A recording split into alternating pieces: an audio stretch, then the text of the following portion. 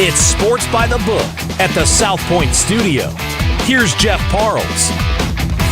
Welcome in. Sports by the Book, South Point Studio. I'm Jeff Parles. Alex White is here as well. Can we get that two-shot, Sean? Two-shot. Oh, that's a different two-shot, but that works. It's both of us on the screen. Good morning, Alex. Good morning. How are you doing? I'm good. There it is. Look at Sean. There it is. Let's give Sean a round of applause this morning. Yeah. Woohoo. See, Ryan McCormick read my mind also on something else that's going on offset. A lot to get to today. Danny Burke is here. Danny is off of a red-hot week last week. Yes, 5-0? 5-1? 6-1. 6-1. See, I shortchanged him one win, but I also eliminated his loss. So, but DB's with us in 15 minutes. A lot to get to today, and Sean, you can swoosh it across the screen on the starting five this morning. Maybe we'll swoosh it across the screen. I don't know. Well, I'll start while it swooshes across the screen. Game 2 tonight. There it is. Look at you. With the sound effect. I like that. Swooshing across the screen. Game 2 at Madison Square Garden tonight after a dramatic Game 2 on the ice. The ice covered up by the hardwood tonight at MSG. The Knicks, 4.5-point favorites right now against the Indiana Pacers. Knicks, of course, won Game 1, 121-117. Alex, they did not cover. The game went way over. The biggest number from this game is that Jalen Brunson's point total is 37.5 in every book out there.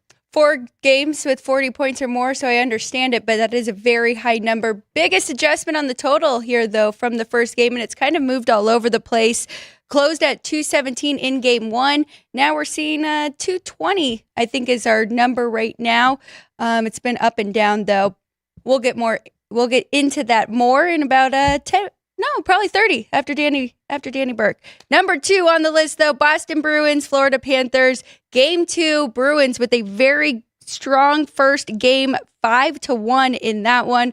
Florida minus 170 at home. Total 5.5, juice to the under, minus 120.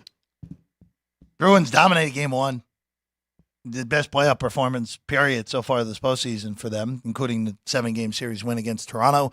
Going to need a better version of Bobrovsky. Even though if Swayman plays like that, it might be hard for Boston to lose this series. Again, the Panthers are still favored in this series. If you want to take a shot on Boston, minus 105, right behind us. Number 3, Game 1 tonight, north of the border in a series that's going to be all Canadian. Vancouver hosting Edmonton. Game 1 tonight. Canucks did have the number of the Oilers in the regular season, but as we know, Alex, the playoffs quite different, and the Edmonton Oilers a significant favorite without home ice in this series.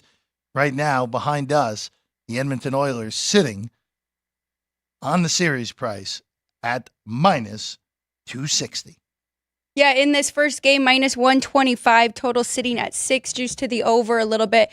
You're right, Canucks won 4 straight in the regular season. Of course, 2 of those games they did have Demko, and the other 2 they did have DeSmith. We will have the third goalie starting tonight, so we'll break that one down as well. Number 4, we have to talk about the Philadelphia Phillies, who are off to a red-hot start in the MLB. 19-1 in their first 5 in the last 20 games. Also very impressive overall record for the Phillies. Phillies' best record in Major League Baseball right now, 26-11. They're 3 games clear of Atlanta in the National League East. Phillies, even though considered to be arguably the 3rd best team in the National League going into the year, no one really gave them a shot to compete with Atlanta. But Phillies off to that outrageous start, 19-1 in the first 5 in the last 20 games. That is sick right now if you've been riding that over the last 3+ weeks. And then number 5, oh, look at this, a golf appearance here. I wonder who decided on that this morning here in the starting 5. Rory McIlroy, your betting favorite to win the Wells Fargo this week. There's multiple PGA events, the Myrtle Beach Classic also going on concurrently with the Wells Fargo. Rory with no Scotty Scheffler in the field, 7-1 to win the tournament that begins tomorrow at Quail Hollow. Of course, this is the tune-up for the PGA Championship, which is next week at Valhalla in Louisville. Yes, it is, Jeff. And this is a non-cut signature event here. No Scotty. So, I mean, in his last 5 starts, he has 4 wins and 1 tie for second. So this really opens up the field, and that's why I think this makes this very interesting from a betting standpoint. You could find some really good numbers on some great golfers. We will have next week, we'll have a few new things next week. We'll have a WNBA preview because the season starts Tuesday. We'll also have a PGA Championship preview as well here on the show, and be ready for a lot of audio-only programming as well. If you're not subscribed, South Point Studio on wherever you get your podcasts right now. There's your starting 5 for today. Danny Burke joins us in about 10 minutes, but as we've been doing so far, keeping it in the order, at least for a little bit here. I want to start with the hoops because Danny there's only one game tonight. Danny doesn't have an official side play. May have a prop for us, but there's one betting thing. Forget the side and the total for a second, because we were talking about this before the show.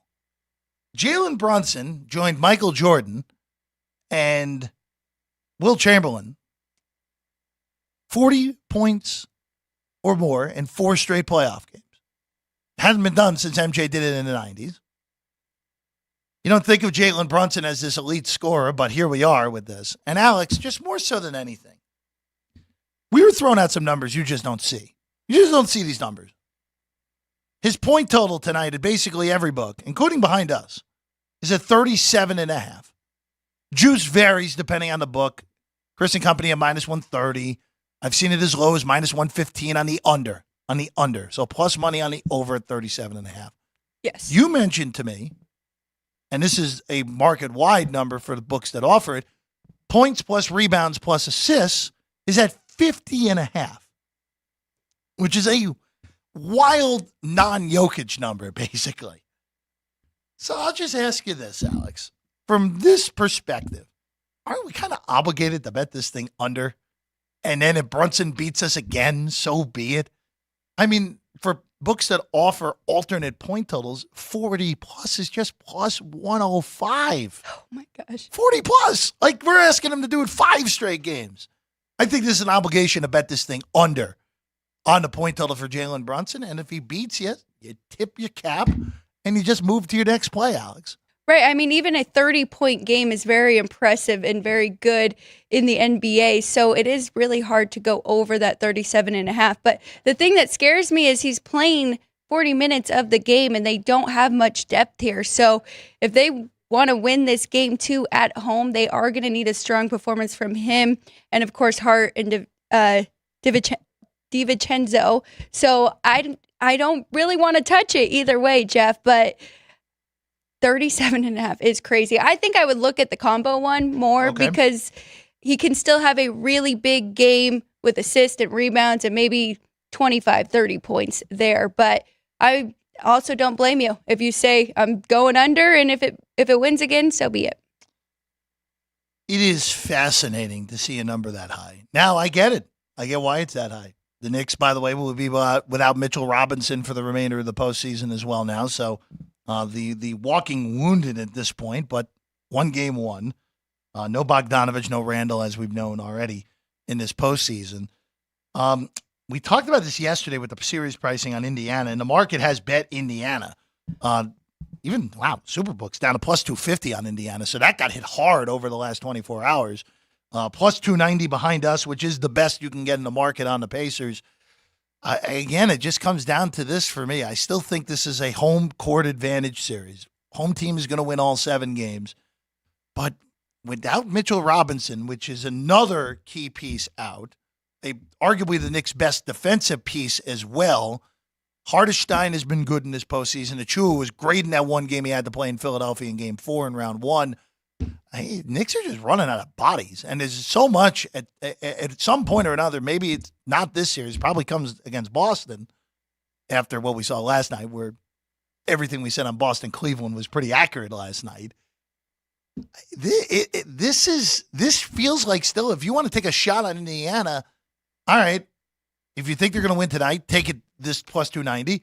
If you're in my camp, I would just wait and then take it after Game 2. Going back home to Indianapolis, I think I would take a shot then when his price balloons above $4. Yeah, I think that's a good way to play it. Wait it out and see how this game goes. I am going to take the points here with the Pacers in this game. I mean, I don't want to beat a dead horse, but it is the depth, and they are running out of bodies here. And the Pacers had 46 bench points in game one. They were the better team for majority of that game. Again, we talked about how the Knicks found ways to win these close games at the end, but I mean, I think this would be a very close one, if anything, or I think the Pacers could come out and win by a comfortable number here. The big problem that I have with Indiana right now, and we've talked about this for a while post-injury for Halliburton, he's just not the same scorer.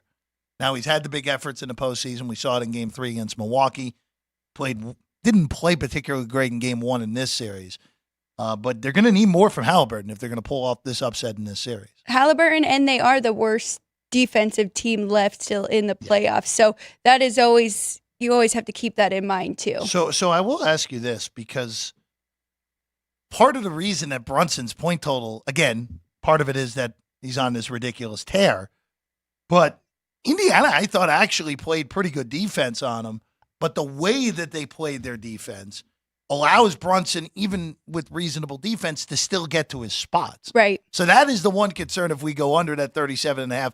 You prefer the P plus R plus A, which is points plus rebounds plus assists. But it is, again, 37.5. 37.5 is a huge number for Jalen Brunson tonight. And you do have to be careful, because if there is overtime, right, that can definitely play into it. Yeah, I think at that point it is what it is, right? Yes. I mean, we could only it's kind of the same deal with hockey. Like, we can only handicap for 48. If it goes 53, we're probably going to lose. So that's one of those. What are you going to do? I don't have a bet on the side. I am going to hop in on Brunson under. Like, it's just a matter of finding the right juice on that.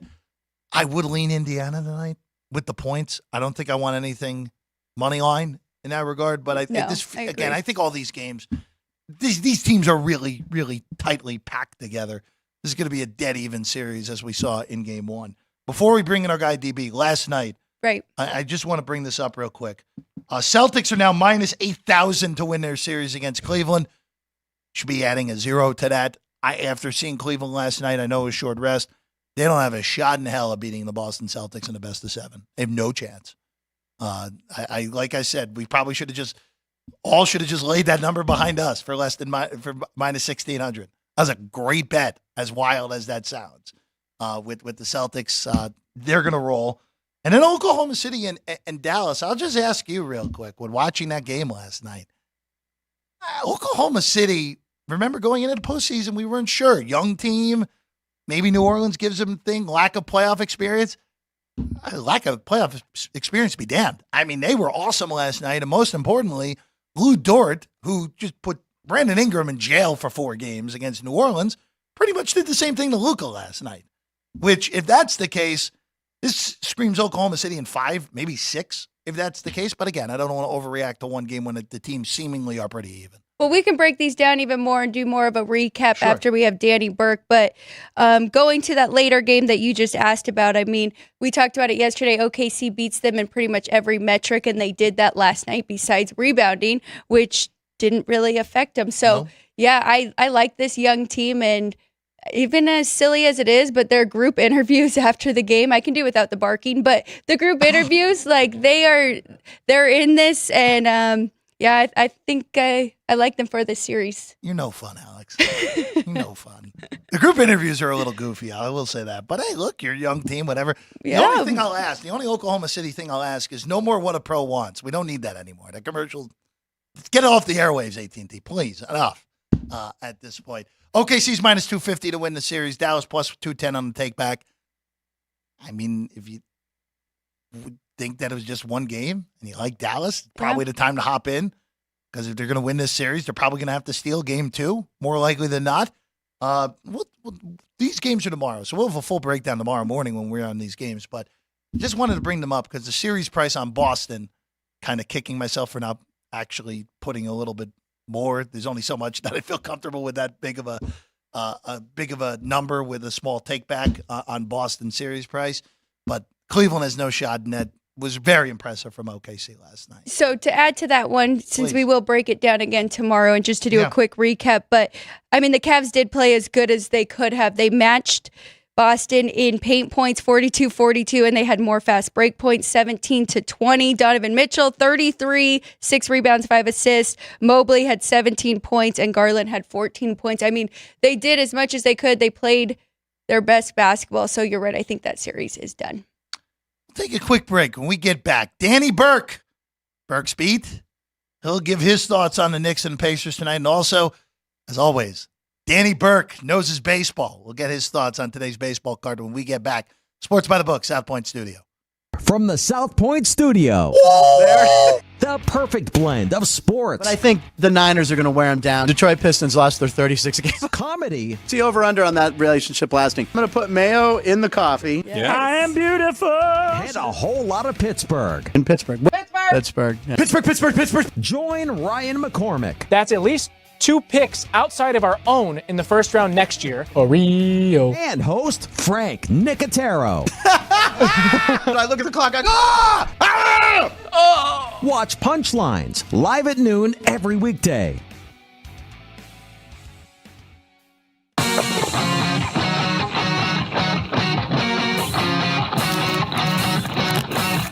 Once you've satisfied your hunger, get ready for more of the hottest casino games in Vegas.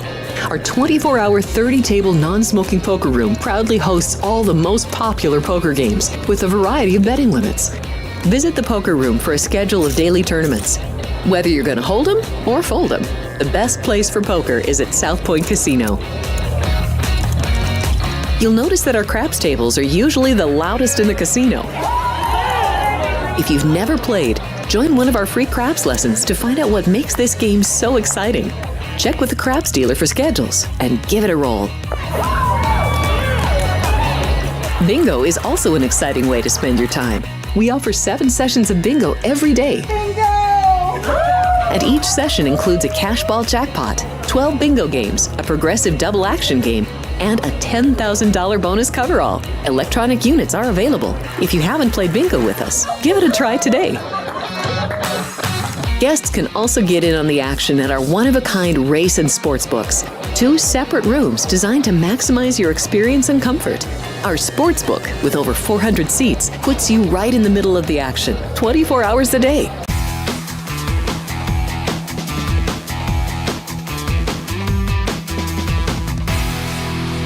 Welcome back in Sports by the Book, South Point Studio. I have the headphones on. That means we have a guest, and it's our guy, Danny Burke. Burke's Beat, the podcast, the website. You also see him on the Sporting Tribune as well. Good morning, Danny Burke.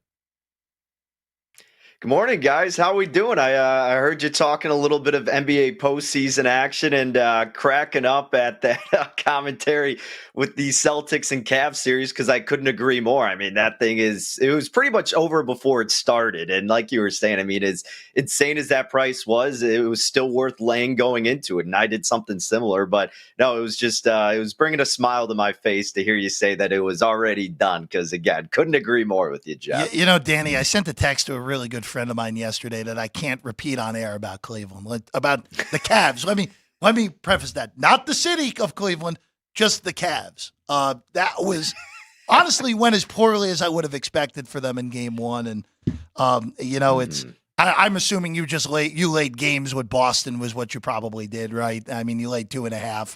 Lay a little bit of a price. Exactly. Yeah. I mean, 2.5 at minus $1.70. Yeah, it's a good Again, bet. it seems more expensive, but look, if the Celtics can't win in a sweep, all right, no big deal. At the worst, it should be a gentleman's sweep. So that was my process going into it. I had no problem laying under $2 on that bet. Yeah, no, it's a great bet. Look, if Cleveland somehow wins game 3 and 4, all right, so be it. That's just the nature of the beast. But I just don't see it. I think it's more likely this thing is a sweep than Cleveland gets 2 at this point. So, that's a good bet you made there, DB. Speaking of the other NBA game tonight, the Pacers, the Knicks. Before I ask you about the side total, whatever else you may be playing, I just have to ask you about the Brunson point total because this dude scored 40 in 4 straight, obviously joining 2 other players, including MJ, to do it in the NBA playoffs. We're 37.5 across the board right now in the point total. His points plus rebounds plus assists is at 50.5. Aren't we obligated to just bet these things under tonight? And then if he beats us again, he beats us again? It's tough because of the matchup, Jeff, and just how much they rely on Brunson. It's a necessity to get this guy involved. That much has been evident throughout the entirety of the regular season, and of course, especially throughout these playoffs up to this point. You got to look at this Indiana defense, though, and remember how bad they were. And specifically, they allowed, I can't remember the exact number, but they allowed some of the most shot attempts from mid-range. What I do recall is heading into the playoffs, they allowed those opponents to make the most of those attempts from mid-range territory. And that's where Jalen Brunson thrives. That's where he lives, is in the mid-range territory. And that's what he's going to continue to do, especially against this Indiana team. And while, yes, they can make adjustments, he's still going to find a way until that pick and roll, the high pick and roll, especially with Hartenstein, isn't as effective. It tends to wear down a little bit toward the end of the games. We saw that against Philadelphia. 76ers also have a lot better defense than the Pacers do. So I get the reasoning of going, man, this is just out of control. There's no way that I'm going to bet the over. But I'm kind of in the camp where it's like, I just don't even want to touch it because he's proven time and time again that he can find his way to 40 plus. And to sweat that whole thing out with him just getting shot after shot, and he draws a lot of fouls as well. And they're kind of letting him take his 3-point shots because that's not necessarily his forte, though he can hit it. It's just something that I personally don't want to get involved in. I guess I would gravitate more toward the under first than I would the over. But again, it's just not a train that I want to step in front of, Jeff. Danny, let's look at the full game here. So game one, Knicks closed as a 6-point favorite. We know they didn't cover, so we have some adjustment here. Now laying 4.5. This total has been all over the place, but sitting currently at 219.5. Yeah, this total, I think, has been the most intriguing part of watching this game break down because all of the totals for the Knicks series against the 76ers were incredibly low. And that's what we've been accustomed to with New York in their games throughout this entire season. Their defense is ferocious. You have that tenacity that Coach Tom Thibodeau installs in his players. But at some point in the postseason, again, you're going to kind of wear down because they rely so much on their starting five. Then, as I mentioned briefly, I mean, this Indiana Pacers defense is no bueno. That's been the case all year. So you know you're going to get the offensive production out of the Knicks.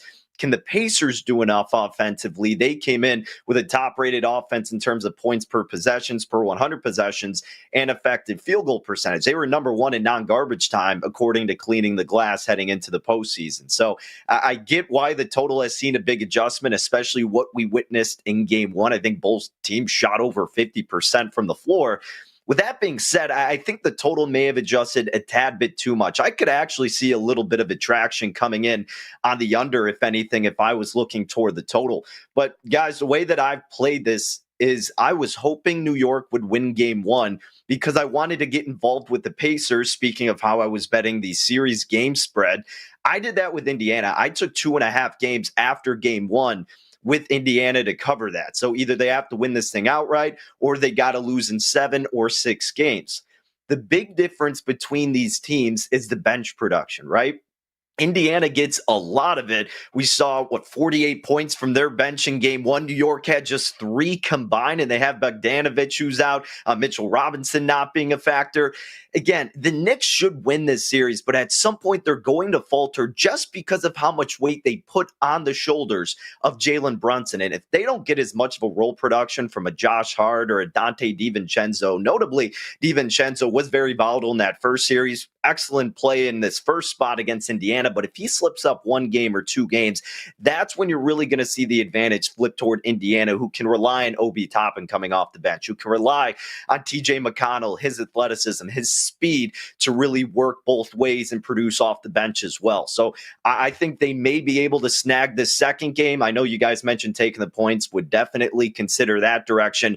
But more importantly, I think when this series goes back to Indiana, I would not be shocked to see the Pacers claim both of those games. They had a great effort in game one, arguably got shafted by the referees a couple times. And again, I didn't expect them to come out on top of that first one. I mean, that's a big momentum spot for New York, and Indiana hung with them. So yeah, I still feel great with catching 2.5 games on the series spread with the Pacers. I laid around minus 140 for that. And if you can still get it in that same territory, I highly recommend it because I do think the Pacers make this a series. Danny, before we shift over to baseball, I just have to ask you, with Minnesota just eviscerating Denver twice in their own building, Jamal Murray somehow escaped suspension, just got a big fine instead for firing that heating pad on the floor in the middle of the game. Mm-hmm. Danny, the scene shifts to Minneapolis. You can get the Nuggets as high as plus 520 to win the series. Mm-hmm. Is there any rationale whatsoever to take the defending champs to come back and win this series? I mean, yeah, there is, just because of who they are. I mean, this is a team that everybody still considered the best in the league heading into the playoffs. And then game one, we were even like, all right, so be it. I mean, look, we give all the credit and respect to Minnesota. I took them against the Suns in that first round series. I bet the series to go 6 and or 7 games. I took individual bets on each. So the Timberwolves winning that first game, I'm thinking, okay, that's good, right? You needed the Timberwolves to at least take one on the road. And then not only do they win game 2, but they just clobber and beat down Denver. And Denver, you're looking at the box score and you're going, man, this team is very thin in comparison to what Minnesota provides. And that's the big difference with the Timberwolves from last year to this year. They didn't have 6th man of the year Naz Reid in that series against the Nuggets where they lost in the first round. And they didn't have Jaden McDaniels, who can provide some good minutes as well. So clearly this is a much improved Timberwolf team when you factor those two players in and the stardom emerging of Anthony Edwards. I'm terrified for my bet now. I'd be terrified as a Nuggets fan. It's looking terrible. And you're seeing just lack of defensive effort down low from Nikola Jokic, too. He seems a little disinterested. I guess when so much of the weight is put on him, at some point, he's going to get a little annoyed and needs to conserve his energy, especially when you're going up against the bigs of Karl Anthony Towns and Rudy Gobert. Albeit you didn't see Gobert in game 2. I expect him to be back for game 3.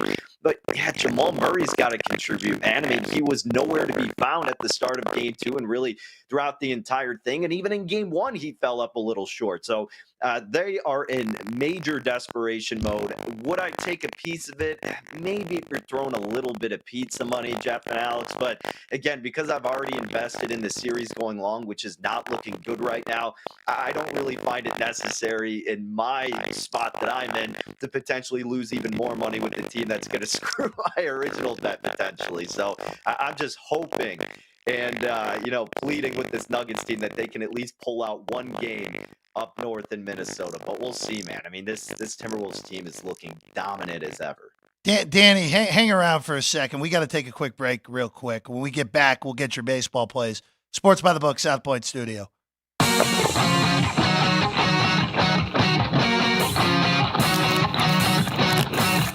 Once you've satisfied your hunger, get ready for more of the hottest casino games in Vegas. Our 24-hour 30-table non-smoking poker room proudly hosts all the most popular poker games with a variety of betting limits. Visit the poker room for a schedule of daily tournaments. Whether you're going to hold 'em or fold 'em, the best place for poker is at South Point Casino. You'll notice that our craps tables are usually the loudest in the casino. If you've never played, join one of our free craps lessons to find out what makes this game so exciting. Check with the craps dealer for schedules and give it a roll. Bingo is also an exciting way to spend your time. We offer 7 sessions of bingo every day. Bingo! And each session includes a cash ball jackpot, 12 bingo games, a progressive double action game, and a $10,000 bonus coverall. Electronic units are available. If you haven't played bingo with us, give it a try today. Guests can also get in on the action at our one-of-a-kind race and sports books. 2 separate rooms designed to maximize your experience and comfort. Our sports book, with over 400 seats, puts you right in the middle of the action, 24 hours a day. The friendly ticket writers are happy to help, and it's conveniently located next to the famous Del Mar Deli, where you'll find supersized portions of delicious deli items like roast beef, pastrami, and Reuben sandwiches, or soups, salads, and pizza. Plus spectacular desserts fit for a king. And right next door is the race book. Over 150 seats, each with its own TV screen. There are 16 interactive player terminals, so you can bet right from your seat. If you're celebrating a special occasion or just love fine dining, you're in the right place. Come experience the crown jewel of South Point restaurants, Michael's Gourmet Room. Welcome. With over 600 different types of wines, and magnificent dishes prepared tableside, you'll revel in the rich classic Vegas decor and the best black tie service in the world. This intimate gourmet room has earned accolades galore. Come to Michael's Gourmet Room for an unforgettable dining experience. Another famous restaurant is the Silverado Steakhouse, where you'll find the charm and service that discerning patrons require. From top quality steaks and chops to fresh seafood and desserts, you'll love the award-winning wine list and menu at Silverado Steakhouse. Steak lovers have even more options with primarily prime rib.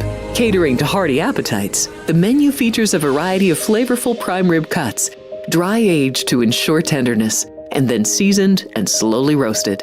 Although prime rib is our specialty, it's not the only thing on the menu. There's something for everyone. And if you're craving a taste of Italy, come experience delicious Italian cuisine and the attentive service at Don Vito's. Our culinary team starts with the freshest ingredients and transforms them into traditional favorites. And don't forget Italian desserts. Don Vito's. Savor the taste of Italy. Finally, if sushi is more your style, join us at the popular Zenshin Asian restaurant and sushi bar, where we're serving up the freshest sashimi, nigiri, and sushi rolls. And beyond the sushi, an exciting contemporary Asian cuisine menu, plus a variety of specialty drinks, Japanese and domestic beer, wine, and sake. Balance your hunger with Zenshin.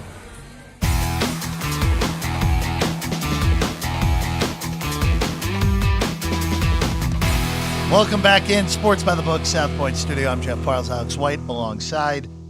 We will tell you what Danny Burke's play of the day was in baseball. It was the Kansas City Royals today hosting the Milwaukee Brewers. Brady Singer, the -120 favorite against Joe Ross.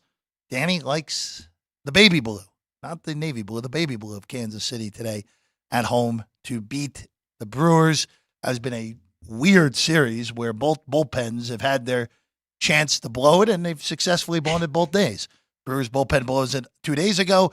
Royals bullpen blows it with 2 outs in the top of the 9th last night. So whichever bullpen holds up here probably will win this game. But Danny liked Kansas City today. Yeah, if I was looking at this one, I would look at first 5 with the Royals to just avoid that. It is definitely a pitching advantage with Brady Singer, I would say. So I like that side, but the bullpens make me nervous. No other official plays for Danny today. All the other ones were leans. Burksbeat.com, the site, if you want to catch up on Danny's plays of the day. All right.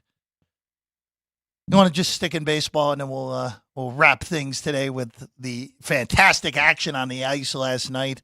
Boy, those are some heavy-duty games yesterday. But in baseball, real quick, Alex, I'll just ask you, where on this, I know it's a full card, but not a lot stands out. At least a small bit does. What is the small bit that stands out, though? Couple unders that I like. I like the Tigers and Guardians under 7.5 here between these two. There's another total that stood out to me. The Orioles and Nationals, if we're still getting 9. I like that game staying under.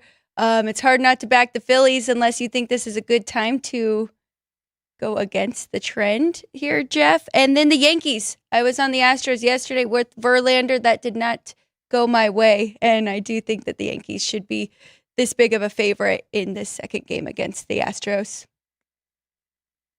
Nothing pops in a big way today. Of course, we mentioned in the Open, the Phillies are 19-1 in their last 20 in the first 5. John Von Tobel, thank you for that one. The streaks are meant to be broken, right? Streaks are meant to be broken. Now, I wish I was the problem with here's the problem right now with taking a Blue Jay first 5 bet. The Blue Jays stink. I don't know what's wrong with them, but they stink. They have a mediocre offense with all that talent.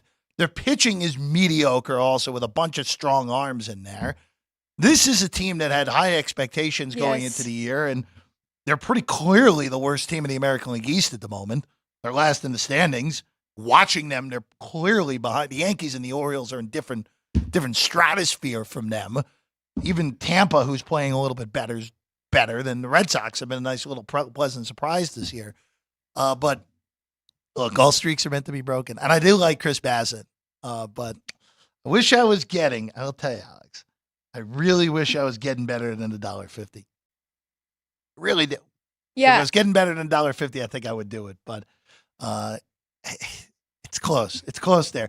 Maybe take the half run in the first 5. Maybe you could do that. Maybe get a push out of it. But that streak is going to be meant to be broken at some point for Philadelphia. That's just not sustainable, obviously. You're right. It's not, but their lineup is just so good and their Been bats great. are hot. And Harper has 3 home runs in his last 3 games. He had a grand slam yesterday, Sure did. actually. So it makes it really tough to bet against this team. And honestly, minus 160 is not bad for a team of this caliber. I mean, we've laid $2 for Dodgers. So $1.60 with their third best starting pitcher, Yeah. I would say, because Suarez has been better than Nola so far this year, and Wheeler's, of course, their ace. But that one's not bad. The only other one I'd even remotely look at tonight,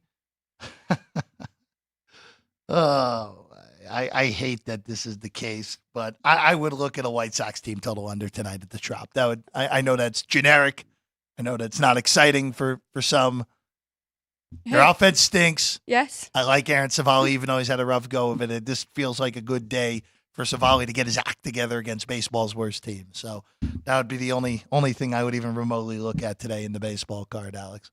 A lot of good games in hockey, though, that we can get to. That I can't argue with you on, because looking back to last night first, real quick, before we get to tonight, because now we're 2-2 each day. The Rangers and the Canes, just an absolute epic at Madison Square Garden last night. The Rangers in double overtime on a power play that I'm not sure should have happened. I don't know if that, especially by playoff overtime standards the refs usually use, I don't think that's a penalty on Carolina. So a little bit surprised they got the call, but the Rangers cash it in immediately. Not to say Carolina didn't have their opportunities. They were bad on the power play last night after being bad on the power play in game 1. And here you go. The Canes, who without home ice were favored in this series, lose both to New York. They're now plus 235 in this series, Alex.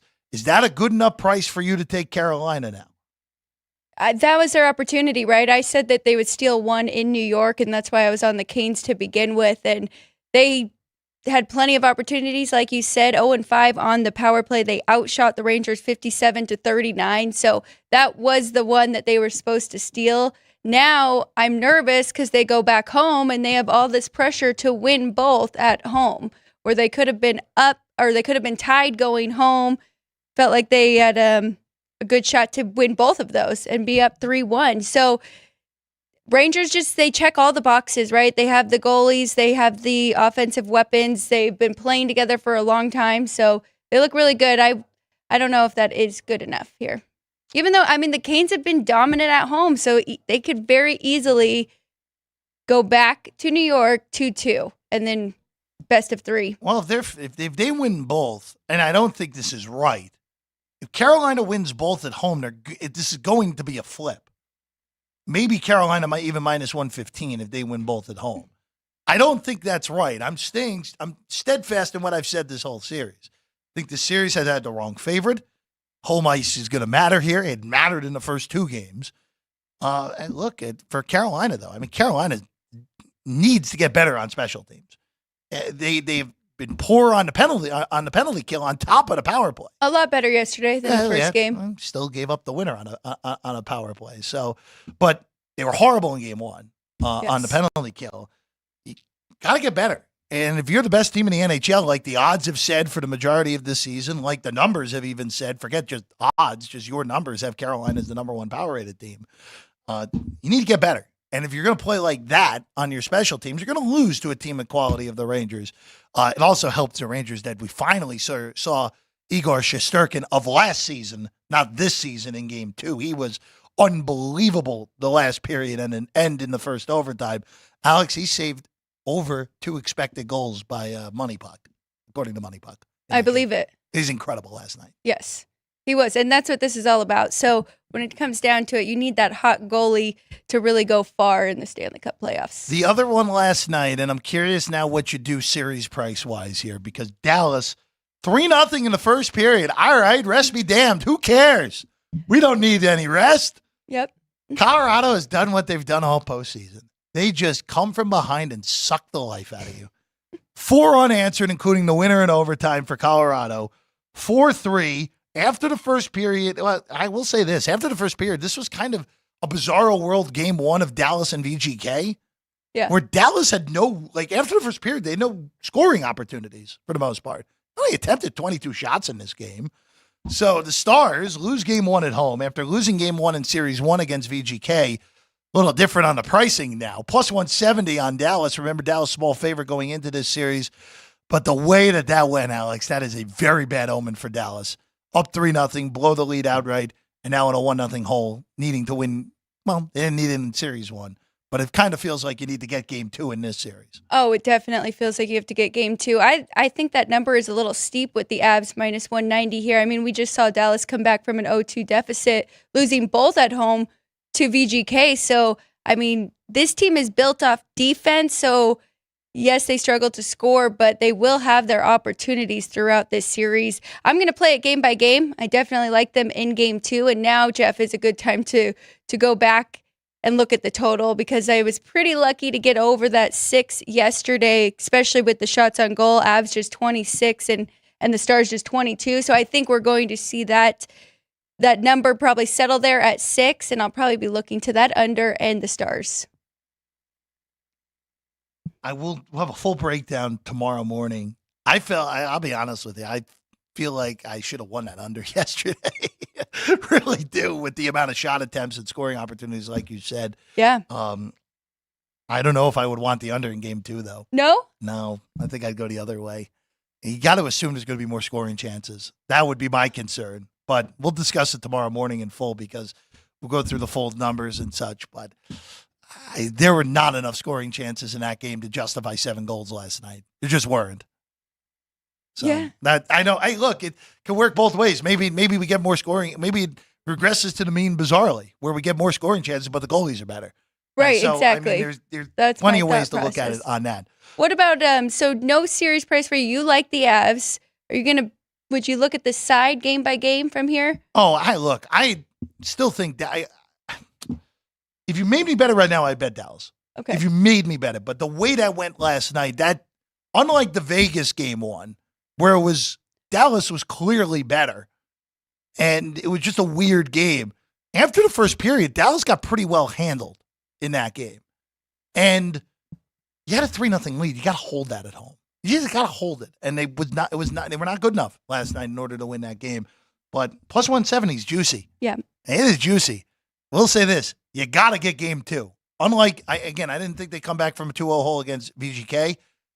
You ain't going to Denver and taking 2 off the Avs in Denver. It's not happening. Correct. So got to get this one if you're Dallas. Get that series to Colorado in 1 and then get a split in Denver and you're in the best of 3 again.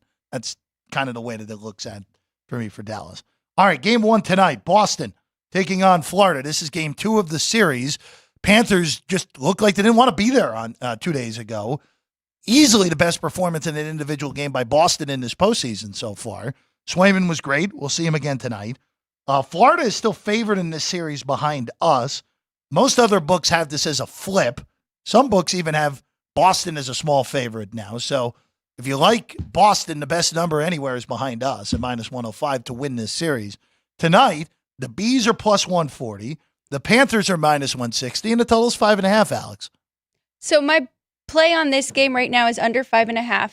I think that first game should have stayed under. We saw a late goal by Boston that pushed that over of the 5.5, but I think we're going to see better goalie Bob in this one, and I just can't bet against Swayman. So I think that I understand that minus 160, you're kind of adding in a little bit of desperation here at home for the Panthers, but I think it's just a little steep. I can't bet against Swayman. I think Boston, this isn't just a revenge series from what happened last year, but it's been a revenge tour this whole year. I mean, they swept them in the regular season. 3 games with Ullmark, 1 game with Swayman. So, I mean, I think that is the right side. If you can get plus money in the series, I would only bet Boston.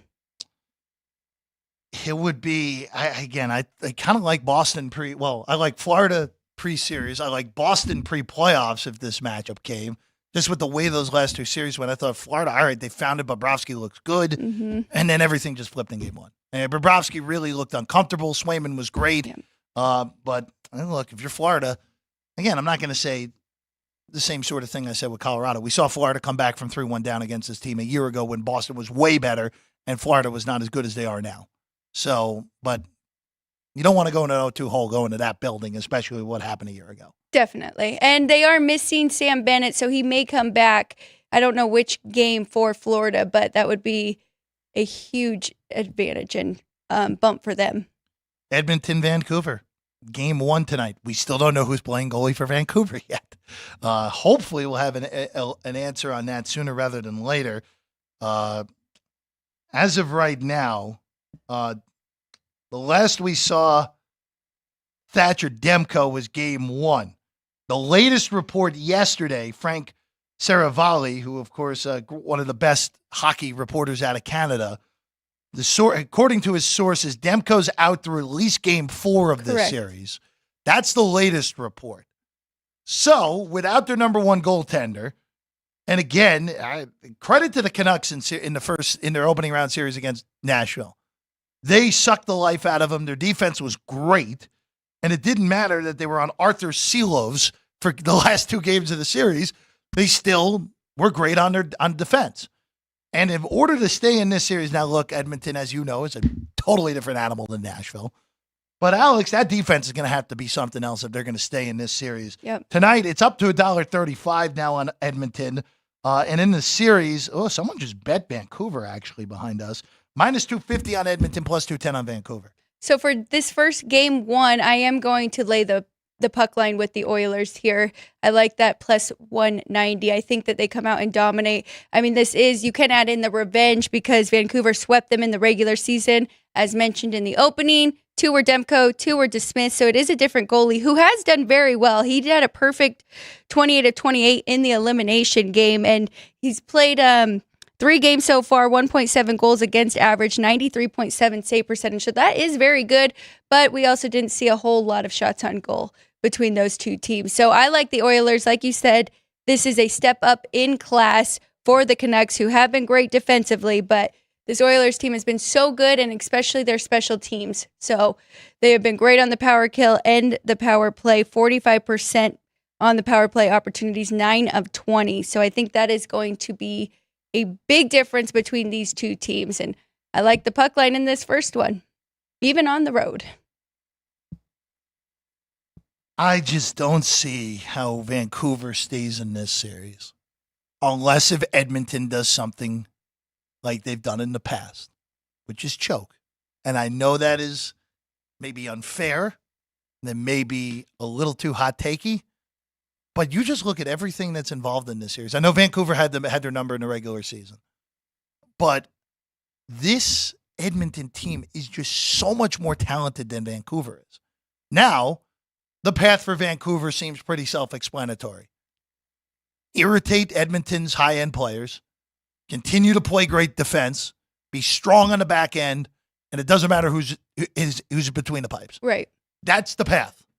If anything breaks at all for Vancouver's defense in this series, they're going to lose in 5. But this is the only path Vancouver has to win this series is that they just irritate the heck out of Edmonton, which, you know what? It could happen. And Skinner, as good as he was in round 1, we've seen this in the postseason with him. He could fall apart. He could have a melt. Vancouver could have one of those games where they score 5 goals on 19 shots. Like those are in play here, always in play with Edmonton. And it may be unfair because, look, it's a different team every year, but the history matters here. The history matters for Edmonton. That is again, if there were no history here, this is a clear pinpoint Edmonton in 5. I still expect Edmonton to win this series, but I just wonder, and we're going to see the tone set tonight, if Vancouver can set that tone defensively, and McDavid is annoyed, and Draisaitl is annoyed, and everyone down the depth chart is like, hey, these guys are super physical. How do we handle this? And they don't handle it well for game 1. That's when you know Vancouver's live in this series. Yeah, that's a great breakdown, actually, Jeff. I do think they just have way too much here with McDavid and Draisaitl have the most points right now in the playoffs. And then it's Everybody else has one of their star players. And then Hyman has the most goals in the playoffs right now. I think somebody might have just caught up to him last night, but they have had more games. This is game 1 of round 2 for them. So I do think ultimately they run away with this series. But you never know in hockey too, because hockey's very hush-hush about their injuries. So we could see Demko a lot sooner than that game 4, which would change things. That would well. absolutely change it. If Demko's available, let's say in game 2, it's different handicap. Because then you're dealing with arguably the best goaltender in hockey this year.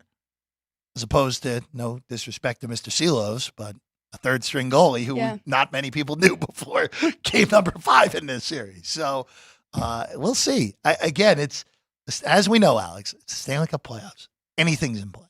Oh, yeah. Anything can happen for sure. Before we go today, I just want to bring one other thing up, Alex. Because the WNBA begins less than a week from today. I'm not going to ask you to give away any secrets or anything yet, because we're gonna save that for later this week and that. But just you, Alex White, the bettor, the fan, however way you want to take this. Just what are you looking forward to the most with the W starting next week? You could say Caitlin Clark, but if you have anything non-Caitlin Clark related, I'm curious to hear. I would just say I'm excited because I really do think there's going to be so many more eyeballs on the WNBA and more people involved, more people talking about it, more betting opportunities, I'm sure, because last year, I would hope. Yes, last year I think we had full game and you could bet quarters and whatnot, but we may have some more player props and everything. Last night, Jeff, was very interesting. Did you see the Chicago Sky dominate the New York Liberty? And I know it's preseason, but I think this was a really good class coming in, so I'm also excited about that as well. Yeah, I'm not going to take anything from preseason results. I mean, everyone's still chasing the Aces. They not even a doubt on that. They're still the favorites. Yeah, New York should be right there with them. Well, if I would, last year we got that final that we wanted. We got the New York Vegas final. Vegas, of course, won in 4 games, even without Chelsea Gray in Game 4. There's no reason to think we won't get that again. And I would expect we get that in the Commissioner's Cup again. We got that last year. Remember, New York came here and actually beat Vegas. Dominated. For the commission. Yes, they were. The Commissioner's Cup. I actually made a future on the Liberty after that game. I'm like, hey, they actually have the size to slow down Asia Wilson. I was wrong. My dad did too. He was with but you. Look, Alex is good on the W. And we're going to talk about it a lot on this show moving forward, especially with, again, Caitlin Clark going into the league is adding eyeballs. They now will have teams will be fresher now traveling because they finally have the private planes going in this year as well. So I wonder if that will change. That would be something to be interesting to monitor early in the season. If there's a change in quality of road play early in the year, we'll see if that happens. I'm curious. I don't know if it will or not, but that'll be something to at least look forward to. Starting next Tuesday with the Aces hosting the Mercury on Tuesday to get the season going here in Vegas. All right, that's all we got for you today. McCormick, who's on with you and Frank today on Punchlines? There we go. Made it easy. Pointed right that, and Alex waved her hands. Alex White, Wednesday. Of course, it's White Wednesday. We knew that. Right. And then Frank, who knows what chaos you'll get with Frank Nicotero coming your way at noon here today on Punchlines. Of course, tomorrow morning, Race Day Las Vegas. We got the quadruple header on the network. Yes, tomorrow. we do. Race Day Las Vegas at 7, us at 9, Gone Racing at 10, Punchlines at noon. Yeah. Quadruple header tomorrow on the network. Alex, good work as always. Thank you. You too. We'll see you tomorrow. Sean, Caden, in the corner, doing a good work as always. I'm Jeff Parles. See you tomorrow, 9 o'clock. Sports by the Book, South Point Studio.